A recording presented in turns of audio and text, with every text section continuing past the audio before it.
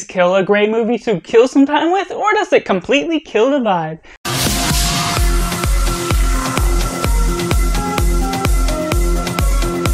Hey everyone, welcome to Cinema, where we focus on a film. I'm Josh, this is Simply Cinema. Let me know down in the comments below what you thought of Kill. Was it good, was it bad, or somewhere right in the middle? Or if you're waiting for this review to help you decide if you should see it or not. Let me know all of that. Make sure to like this video if you enjoy it. Subscribe if you haven't already to join in the film culture community where we talk about the love of cinema as a whole. But going right into the synopsis. When an army commando finds out his true love is engaged with him against her will, he must go on this quest, boarding a train to derail the engagement.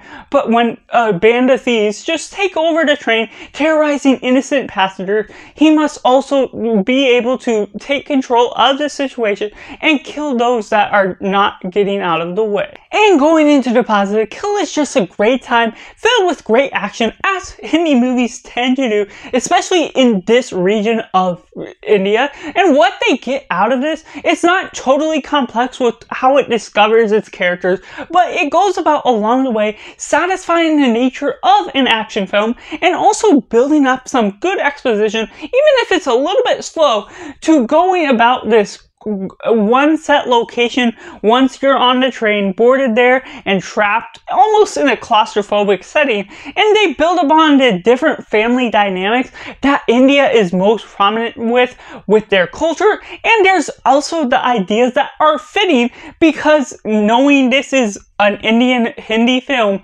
they go about the proper ideas that engagements are prearranged with marriage, whether it is involved with what the girl wants to do or not. And so just that appropriation to the culture is fitting because it is proper and right to that culture. And so how that fits in with the rest of the environment, it gives the man proper motive, the commando, to be able to try and go about and get back and win the love of his life, that she still likes him. And so how that all fits in with the motives, that fits in with the characters, it makes sense to how the flow of the story works out and how different pieces of the puzzle flow about along the way.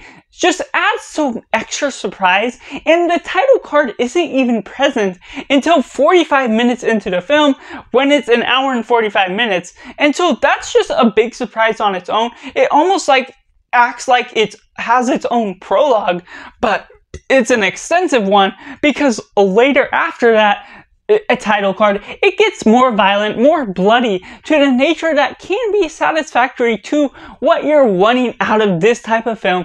Just almost brainless fun, but also still having its own smart writing within, how the performances play out, how the choreography is done in play, and how you're getting some emotional moments, not just with the family that is important to the culture of Indian culture, but also within the other thieves, getting a little bit to their characters, a little bit to the emotional resonance when they lose a member. And so you sort of get both sides, where you can connect with people on the ones that are the main family, the one getting married, as well as the thieves, that they're sort of just trying to make ends meet, even if it's in an immoral fashion, by stealing and doing all that. That's their own sort of job and task that's at hand, and they still have their family business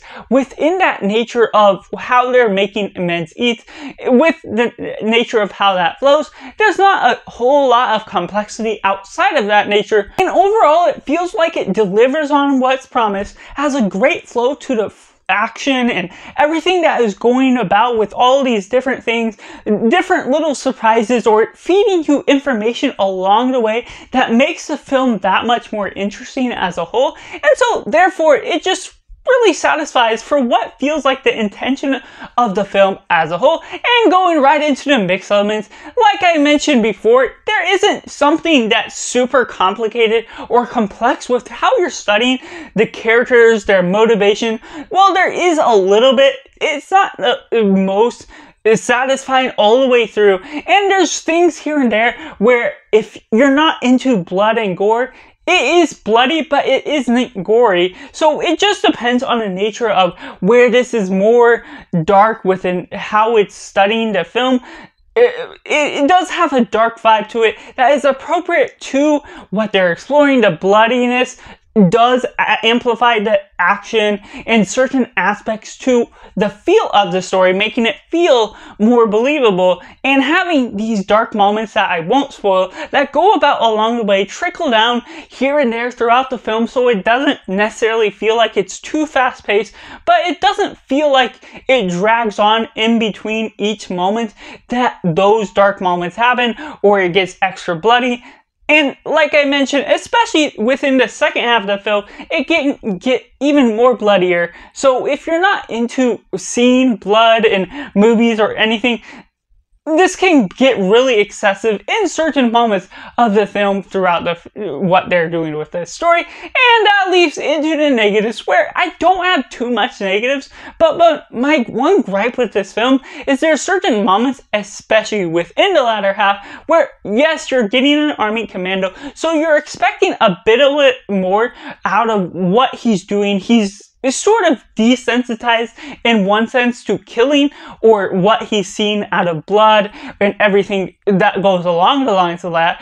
And there's certain excessive kills that may be cool to some people, and so maybe it'll fit your vibe, but it also felt like it was just off-putting, took me out of the story of believability a little bit, and taking me out of the idea that you're wanting to cheer for this character all the way through. And like I said, there's moments where you get emotional a little bit with the thieves themselves, even though they have this own immoral act, but where this leads the main character, once he can kill certain people, it ultimately goes into an excessive nature that one person might be dead and he's still like slaughtering them to too much extent of the believability of what you're asking for it. And maybe there is some sense of understanding what an army commando does that I am not